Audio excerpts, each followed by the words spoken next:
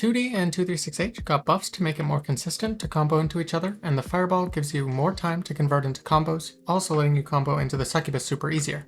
You still won't always be able to confirm into a combo, but you'll at least get a safe jump. Stain no longer triggers when you OTG, letting you set up meaties that leave you much more plus. By far the biggest change is that Crow now gives a hard knockdown.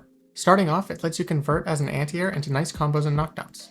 Mixing it up with 236S is much stronger now. And it can combo from counter hit 6P, which can set up left-right mix-ups, made even stronger with Stain State. Or do dash jump with JH into air backdash JP or empty land 2K for a high-low meaty. Though depending on their height, you may end up being a bit too plus for an immediate 2K, making 2S another option. And doing a deeper dash jump lets you threaten a cross-up or even a fake cross-up. From a Stain 2K, you can use the Crow to set up a hard knockdown for a safe jump. It gets much crazier if you go for /-236H, setting up a teleport point. This sets up drift left-rights on top of high-lows and a fake cross-up. The highs can safe jump too, making this incredibly powerful. And don't forget you can go into throw for a quick combo while they're Stain too. And it works from overheads and lows, making it work from the Oki setups from before. If you think the high-low is good enough, then doing that leaves a Succubus in place to go for a teleport later, which trades with the perfect frame 4 mash. But this can set up a left-right potentially messing up a 6P even if they try to react, basically letting you do a high-low into a left-right. Going right to the corner and setting up the high-low with Stain is great too. If you make it to the corner, you can use 236S to set up plus frames while going for a tap dust, low, or throw. When you have lots of screen to work with, doing a double Crow combo into IED held teleport, you can float into a left-right that loops into itself. It beats 4-framers but loses to 6P, though they still have to guess which side, and it's just a punish, not a counter hit. If this wasn't enough, it gets even better by side switching with 2H to leave them point blank in a hard knockdown, letting you get a cross-up high, low, and back to same side.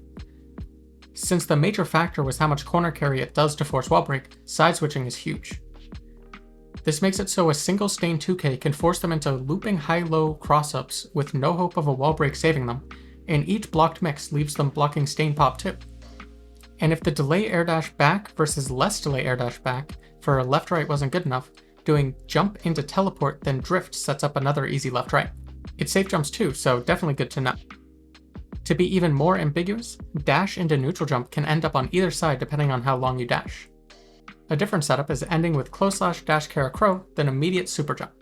Depending on how much you delay the dash Crow will impact which side you land on, making it super ambiguous, but getting the proper timing to hit meaty was a bit difficult for me. Even if you get them to the corner, they still aren't safe from a left-right. Ending with Crow and OTGing with 236S sets up a spaced meaty 2H to pull them out of the corner while popping Stain. Then teleport into the corner, or hold teleport to stay same side, giving a close/starter on both sides since it leaves you +7 auto-timing it perfectly.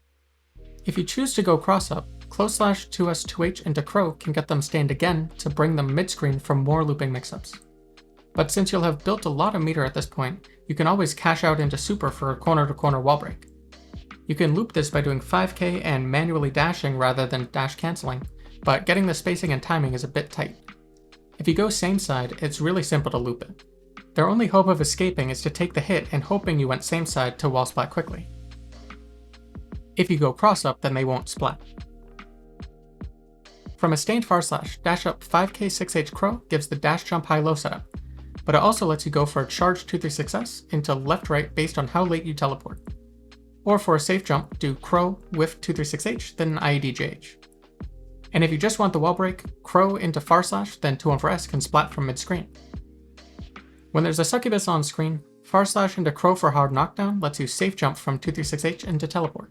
But if the Succubus is close enough to them, teleporting to it for a confirm can let you start the Vortex, making Stain far slash incredibly threatening and neutral. And since you can set up mix-ups no matter where you end up on screen, there's no priority for side switching or not, just whichever you prefer. If you anti-air with the Crow going to the Succubus, you can get a nice conversion, but no Vortex setup. But when anti-airing with the held Crow input, the teleport conversion still exists, letting even an anti-air Crow lead to the Vortex. While Stain far slash is great, now that Red Wild Assault got nerfed, it's much less useful, always being -3 on block with no cancels. So my recommendation is saving Wild Assault for 2K or 5K into 2D conversions, since it will let you set up the Crow hard knockdown mix-ups.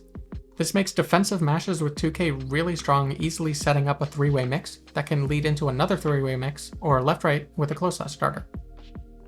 While it's a bit difficult to do, you can do the 2K 2D Wild Assault conversion into a mix-up and bring them all the way to the other corner using Dash Kara Crow's mid-combo.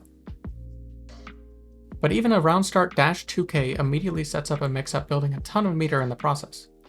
By the time you do the close slash on the left-right, you'll be practically at 50 meter, and if you hit them in the mix-up, you'll be nearly at full meter by the end of the second combo, easily letting you super wall break if you want to.